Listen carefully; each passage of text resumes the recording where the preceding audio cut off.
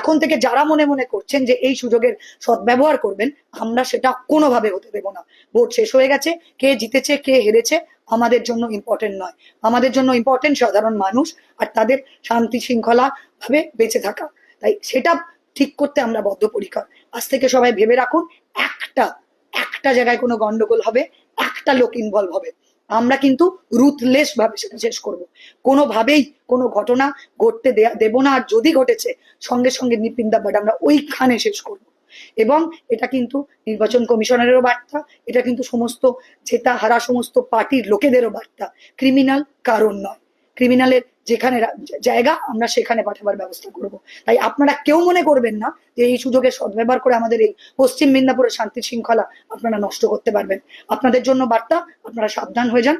আমরা কিন্তু আপনাদেরকে যেখানে থাকবেন সেখান থেকে এনে যেখানে আপনাদের থাকার দরকার সেখানেই পাঠাবো।